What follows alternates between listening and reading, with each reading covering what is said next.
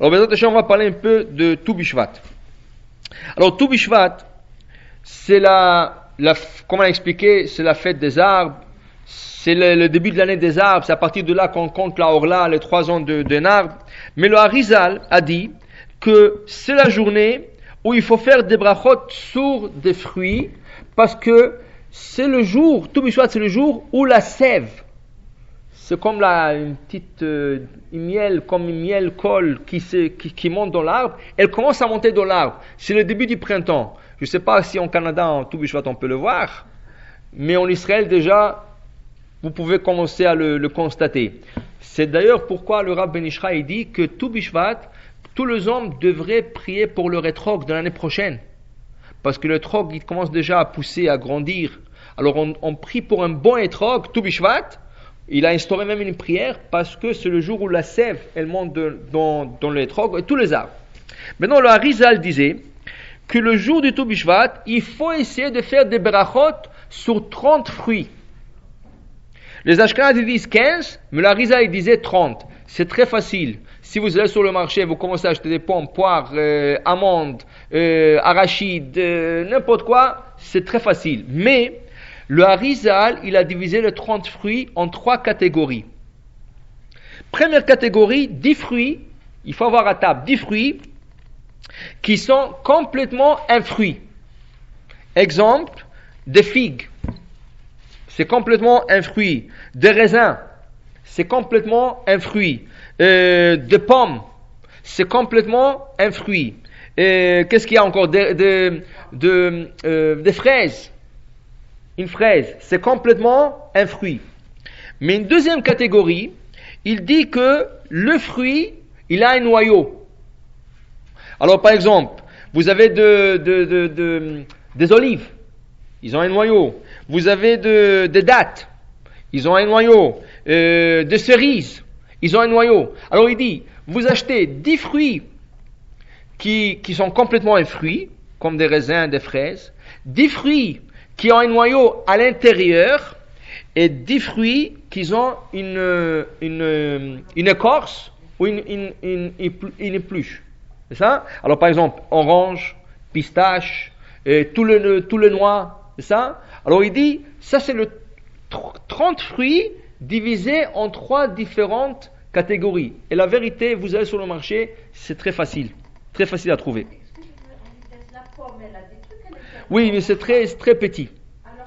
C'est pas un noyau. C'est des graines. C'est des pépins. Mais c'est pas de... Comment? Oui, mais c'est pas un noyau. C'est pas un noyau comme les autres.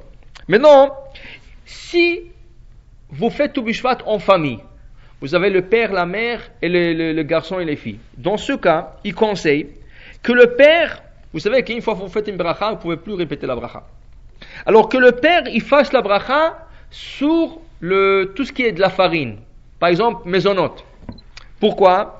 On dit le matin, Chelev chitim yasbi'er. De la meilleure récolte de graines de blé, Akadosh Baruch Hu te rassisera. Qui veut dire, on parle ici de la parnassa d'une personne. Et le père, c'est lui qui doit apporter la parnassa. Alors, lui, il doit faire la bracha sur mezonot. Ensuite, la femme, elle fera la bracha sur des raisins. Pourquoi? Comme dit David Amelech. Eshtecha ke gefen poria be'arkete betecha. Ta femme, c'est comme une grappe de raisin dans ton demeure. Alors, dans ce cas, la femme fera la bracha boré prête sur le raisin. Les garçons, ils vont faire la bracha sur les olives. Parce que dans le même verset, c'est écrit Banecha keshtile zetim. Tes enfants sont comme les plantes des olives. Et les filles feront la bracha sur la grenade, si possible, si on trouve une grenade, ou sur les noix. Pourquoi? Parce que ça cache. La noix est cachée par l'écorce. Ou le grain de grenade sont cachés par l'écorce aussi. Alors dans ce cas, la peau de la grenade. Dans ce cas, la fille, où est-ce qu'elle doit être? À l'intérieur de la maison. Alors ils vont faire une bracha sur un fruit qui est interne de l'écorce. Maintenant, les petits-enfants, feront la bracha sur la pomme avec du miel. C'est ça, la pomme avec du miel. Pourquoi? Parce que le miel, c'est la Torah. Le miel, c'est ce doux. Ça, c'est si on le fait dans une famille restreinte. Ça veut dire dans une petite famille, il y a le père, la mère et les enfants. Mais nous, on essaye de faire Tu Bishvat en grande famille, ça veut dire dans une communauté. Pourquoi? Parce que s'il y a 30 fruits et beaucoup plus, on essaye de donner à chaque fruit sa bénédiction. Parce qu'une fois que tu as fait Boré Priaet sur le raisin, ou sur la date, ou sur n'importe quel autre fruit dans la table, c'est fini, tu ne peux plus reprendre la bracha. Mais si tu as plusieurs personnes, chacun, il peut prendre un fruit différent et lui donner une bracha. Tu peux avoir 100 fois Boré Priaet. S'il y a 100 personnes peuvent faire Boré Priaet sur 100 différents fruits. Tu peux avoir 100 personnes faire Boré Priadama sur 100 différents fruits de la terre, s'il y a, oui. Alors dans ce cas, pourquoi on a choisi de le faire Berov Amadrat Melech avec beaucoup de monde? Pour donner la chance à chaque fruit et légume qui est à table, avoir sa propre bracha.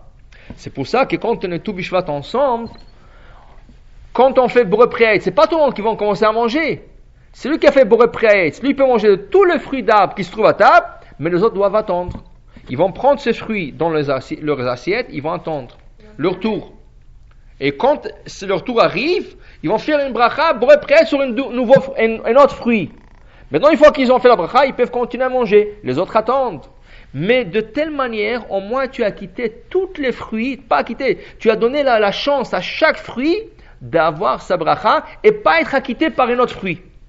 Carrément, tu lui as fait la bracha, et c'est ainsi pour tout ce qui est Adama, et aussi le vin qui va être à table, et chez Akol, tout ce qui va être à table. Sauf le mésonote.